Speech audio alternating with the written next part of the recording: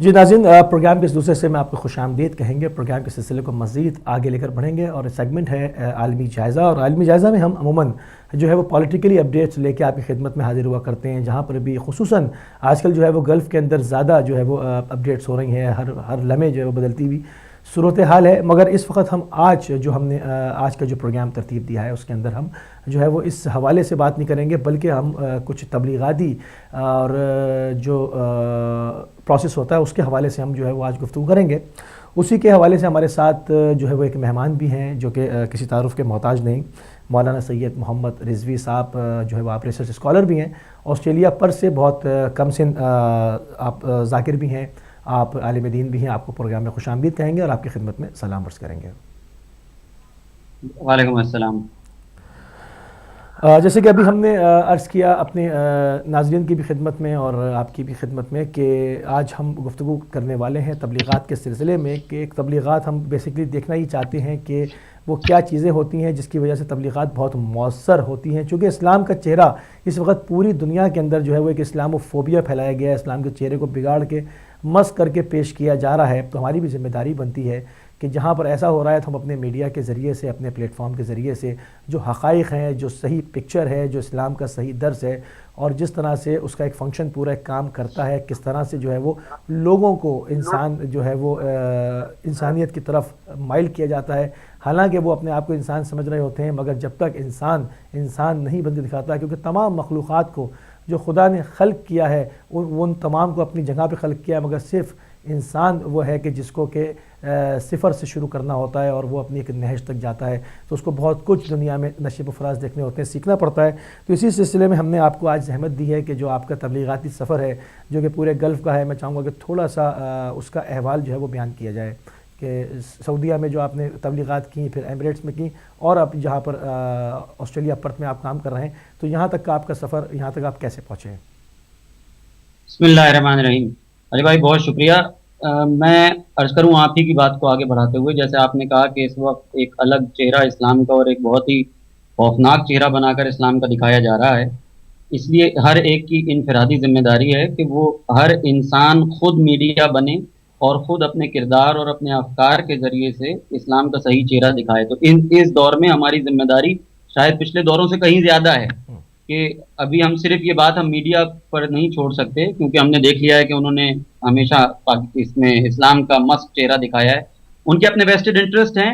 हमको खुद अपनी जात को एक मीडिया बनाना पड़ेगा, जैसा कि बीबी ज़ैनब ने हमें तालीम दी, और हम अपने किरदार से अपने मजहब को प्रोमोट करना पड़ेगा, अपने इल्म से, अपने किरदार से, जो हजरत अली की तालीमात हैं। जैसा आपने फरमाया कि सऊदीया में और गल्फ के हवाले से मैं अर्ज करता चलूं, जैसे हमारी बात हो रही थी, सऊदीया के हालात अब किसी से छुपे हुए नहीं है। पहले वो काफी छुपा लिया करते थे, लेकिन अब ऐसा नहीं है। वहां पर शियों को एक मालूम नहीं किस खौफ के आलम में है वो, हालांकि अकलियत में है, लेकिन वहां के लोकल शियों के साथ जो एक्सपैट शिया हैं उनको नहीं मिलने दिया जाता और फुल सीआईडी लगी रहती है। वहां पर आप खतीफ के इलाके में जाना चाहें तो बड़ी सख्ती है। वहां लोकल्स के साथ आप मिलना मिलाना चाहें तो आपके पीछे लोग लग जाते हैं। हमारे बहुत सारे लोगों को वहां से निकाला गया और बहुत बेदर्दी के साथ निकाला गया सऊदी अरब से। और इसी तरह मैं यूएई में रहा और वहां पे, हालांकि अभी अल्लाह का शुक्र है कि मजालिस का सिलसिला जारी है और जारी रहना चाहिए, लेकिन जिस माहौल में और जिस तरीके से उसको कर्टेल किया जा रहा है और जिस तरह से उसको for no reason, I don't know कि जी किस खौफ के आलम में उसको इस नजर से देखा जा रहा है। वहां पे दिवाली मनाई जाती है, उस पर कोई पाबंदी नहीं है। वहां पर नाइट क्लब्स चलते हैं, उस पर कोई पाबंदी नहीं है। लेकिन जिस तरह से मजालिस के में खौफ का आलम क्रिएट किया जाता है, पुलिस को खड़ा किया जाता है, लोगों को ट्रैक किया जाता है, हमें किया गया, टेलीफोन ट्रैक किए जाते हैं, ये मतलब इनका तरीका है। आई डोंट नो किस चीज का खौफ है। लोग वहां पर काम करने आते हैं, अमन पसंद हैं, उन इस तरह की किसी चीज में इन्वॉल्व होने की कोई पॉलिटिकल बात नहीं करते, अपने आजादारी करते हैं, अपने इमामों को रोते हैं। लेकिन मालूम नहीं वो क्या खौफ है, मालूम नहीं वो क्या जुर्म है जो इनकी आस्तीनों में है कि जिसकी वजह से वो इस बात से हमेशा खौफजदा रहते हैं कि न जाने कौन सा इनकलाब है जो यही कौम ला सकती है। जो बात आपने फरमाई, मैं उस बात, इसी बात को आगे लिंक करना चाहूंगा कि हमें असल में इदराक नहीं है कि हमारे पोटेंशियल क्या है। जिस दिन हमारे लोग और हमारी यूथ और हम लोग ये समझ जाएंगे कि हमारा पोटेंशियल क्या है और हम उसको रियलाइज करेंगे, तो हमें अंदाजा होगा कि हमारी जिम्मेदारी कितनी बड़ी है। सही। तो उसका और सफ़र जो रहा, और इसके बाद अब यहाँ पर आप एक बाकायदा एक दीनी दर्सगाह चला रहे हैं पर्थ में, ऑस्ट्रेलिया में। तो मैं चाहूँगा उस मैसेज की तरफ आएँ, क्योंकि कहा ही जाता है कि किसी भी कौम का जो मुस्तकबिल होता है वो नौजवान हुआ करते हैं। तो आप नौजवानों के लिए क्या मैसेज देंगे, क्योंकि अमीरुल मोमिनीन अलैहिस्सलाम की उस वसीयत के मुतालिक के कुरान से तमस्सुक इख्तियार किए रहना, उसको ना छोड़ना, वरना गैर तुम पर सबकत ले जाएंगे। मैं चाहूँगा कि उस कुरान की रोशनी में जो है वो आप अपने मैसेज को आगे बढ़ाएँ। देखिए जी, मैंने जो यहाँ पर कोशिश कर रहे हैं हम लोग अपने अहबाब के साथ मिलकर, एक हमने शुरू किया है यहाँ पर पर्थ में। और मैं क्या कहूँ, मुसलमानों की बदकिस्मती है कि यहाँ पर एक गैर मुस्लिम मुल्क में जो है वो इस्लाम का काम करना ज़्यादा आसान है बनिस्बत किसी इस्लामी मुल्क में। लेकिन और जो ये बात है कि हमें कुरान से तमस्सुक करना है, हमारा विजन और हम सब लोगों का, जितने लोग यहाँ अहबाब मेरे साथ काम कर रहे हैं, उन सब का कॉन्सेप्ट यही है कि हमारी अगली नस्ल में जो है वो ये तालीमात एक मॉडर्न तरीके से जाएं, वो इसको एम्ब्रेस करें, ये समझ के कि कुरान जो है वो किसी मुर्दा के लिए पढ़ने के लिए किताब नहीं है, सही। वो असल में जिंदगी की किताब है, वो असल में प्रोफेशनलिज्म की किताब है, वो असल में वैल्यूज की किताब है, वो असल में रोजमर्रा की किताब है जो रोज आपके साथ जिंदा होती है और रोज आपके साथ जिंदगी गुजारती है। तो यही और इन्हीं खतूत पर हम अपनी नेक्स्ट जनरेशन को आगे लेके जाएं और उनको समझाएं कि ये कुरान सिर्फ एक दीनी किताब नहीं है, और दीन सिर्फ मस्जिद में रहने का नाम नहीं है। दीन और कुरान दोनों के साथ इंसान जिंदा रहता है, प्रोफेशनली आगे बढ़ता है, तालीमी मैदान में भी, प्रोफेशनल मैदान में भी, सोशल लाइफ में भी, रिसर्च में भी, यूनिवर्सिटी में भी, हर चीज उसी दीन के अंदर शामिल है। दीन सिर्फ मस्जिद में टोपी लगा के नमाज पढ़ने का नाम नहीं है। हम अपनी नस्ल को यह बताना चाहते हैं और उनको इस बात के लिए तैयार करना चाहते हैं कि वो आगे भी इस्लाम का यही चेहरा दिखाएं। सही, बिल्कुल सही। और जो आपने बात की कि हजरत अली की हदीस है कि जनाब कुरान से तमस्सुक रखो, यही सारा मैसेज है। कुरान ने सूरह यूसुफ की दूसरी आयत में कहा कि इन्ना अंज़लना कुरानन अरबिय्यन लअल्लकुम ताक़िलून, हमने ये कुरान अरबी जबान में इसलिए नाजिल किया था ताकि तुम इस पर अकल इस्तेमाल करो। इसलिए नहीं किया था कि अरबी जबान में कि तोतों की तरह पढ़ लो इसको सिर्फ अरबी जबान में। अगर ये मैसेज इंसान के अंदर ही ना जाए, सिर्फ बाहर बाहर अरबी जबान में पढ़ता चला जाए इंसान, और उस इंसान से कुरान नजर ना आए, उसकी आदतों से कुरान नजर ना आए, उसकी फिक्र से कुरान नजर ना आए, तो फिर उस कुरान पढ़ने का क्या फायदा। वो अल्लाह की किताब, मैं मिसाल दे रहा था आपसे पहले भी जब बात हो रही थी कि एक पानी जो एक अल्लाह की मखलूक है, जिसका जिक्र भी अल्लाह ने कुरान में किया, वो जब जमीन में जाके पौधे में जाता है तो वो कितने सारे रंग और खुशबू पैदा कर देता है, फलों की सूरत में, सब्जियों की सूरत में। तो वो एक पानी जो एक मखलूक है अल्लाह की, वो जब एक बेजान पौधे में जाकर इतने रंग और खुशबू पैदा कर सकता है, और तो कुरान जो मुजज़ा है अल्लाह का, जब वो इंसानी जहन में जाएगा तो वो किस कदर खुशबू और किस कदर रंग पैदा करेगा इंसानी फितरत में, इंसानी तरक्की में। सुभान अल्लाह। बिल्कुल बिल्कुल ऐसे ही है, बिल्कुल ऐसे ही है। तो आप क्या देख रहे हैं कि इस वक्त क्या तब्दीलियां ईजाद हो रही हैं जो इतना ज़ोर शोर से इस्लाम की एक ऐसे चेहरे को पेश किया जा रहा है जो कि वो हकीकतन नहीं रखता, मगर उसके मुकाबले में भी अल्हम्दुलिल्लाह अब हुफ़ाज़ भी तैयार हो रहे हैं और नौजवान नस्ल हम देख रहे हैं कि सामने आ रही है और वो तबलीगात के अंदर सही कर रही है। तो आप अपनी आँखों के साथ, इन खुली हुई आँखों के साथ इस बेहतरीन मंजरनामे को किस तरह से पेश करेंगे? देखिए, ये भी एक कुदरत का मौजज़ा है और हमारे उलमा का सत्ता है, उनके इल्म का सत्ता है जो हम सबके साथ है, और उसकी तासीर है हमारे साथ, हमारे शुहदा के खून की तासीर है कि जिसकी वजह से ये सब कुछ हो रहा है। जैसे आपने कहा कि इस्लाम का एक चेहरा इस तरह करके बिगाड़ के दिखाया जा रहा है दुनिया को, इसी बात की निशानदेही खामनाई साहब ने अपने उस पहले लेटर में भी की थी जो उन्होंने नौजवानों के नाम लिखा था। और अभी रिसेंटली एक मैसेज आगा सिस्तानी साहब का भी आया है नौजवानों के नाम, तो मैं बहुत रिकमेंड करूंगा सब लोगों से कि वो जरा उस मैसेज को, स्पेशली यूथ, उसको पढ़ ले। जो मुस्लिम यूथ है वो भी और जो नॉन मुस्लिम यूथ है वो भी, क्योंकि उसमें उन्होंने इसी तरफ इशारा किया था कि यूएसएसआर के बाद, जब से ये रशिया को तोड़ चुके, उसके बाद एक दुश्मन की जरूरत थी और इस्लाम को एक दुश्मन बना के पेश किया जा रहा है कि जनाब ये एक बहुत खतरनाक चीज है और इससे सबको, दुनिया को खतरा है और ऐसा है और वैसा है, और एक खौफनाक चेहरा खुद बनाकर उसको दिखाया जा रहा है कि ये एक खौफनाक चेहरा है इस्लाम का, जबकि ऐसा बिल्कुल नहीं है। और इसलिए जो यूथ इन जनरल खामनाई साहब ने लिखा कि चाहे वो मुस्लिम हो चाहे नॉन मुस्लिम हो, वो किसी मीडिया रिपोर्ट, किसी एंकर की बात, किसी फेसबुक अपडेट, किसी ट्विटर पैगाम पर ना कान धरे, चीजों को मेरिट पे इवैल्यूएट करे और अपना ओपिनियन फॉर्म करे। सही। और अपना ओपिनियन जो फॉर्म करे, ऑनेस्ट ओपिनियन, वो बेस्ड ऑन रियल फैक्ट्स करे और उसके हिसाब से एक्ट करे। ये ना हो कि कोई ओपिनियन आपके ऊपर थोपे और आपको फोर्स करे कि आप उसी के ओपिनियन के ऊपर रिएक्ट करें। तो उन्होंने बड़ी हम्बल ओपिनियन की थी, उन्होंने बड़ी हम्बल रिक्वेस्ट की थी लोगों से, जो चाहे वो मुस्लिम हो चाहे नॉन मुस्लिम हो, कि वो चीजों को सोर्स पे जाकर चेक करें, इस्लाम को चेक करें, कुरान वेबसाइट्स मौजूद हैं, इंग्लिश वेबसाइट्स मौजूद हैं, कुरान की सोर्स को चेक करें and then make a firm and honest opinion about anything, about Christianity, about Judaism, about Israel, about anything. First get your facts right and then make a firm and educated opinion. अगर ऐसा नहीं है तो फिर आपको कोई भी hijack कर लेगा। देखिए, मैं यही बात पहले इशारतन अर्ज करना चाह रहा था, वो ये कि ये जो एज ग्रुप है ना 18 से 25 साल का, खवातीन और मर्द, ये यूथ, इनकी एनर्जीज को अट्रैक्ट करने की हर इंसान, हर फिक्र इनको टैप करने की कोशिश कर रही है, इनको अट्रैक्ट करने की कोशिश कर रही है, इनकी एनर्जीज को अपनी तरफ मुतवज्जे करने की कोशिश कर रही है। और ये लोग ये रियलाइज नहीं करते कि इनकी एनर्जी की ताकत क्या है, इनके फोकस की ताकत क्या है, because they hold the key for the future world.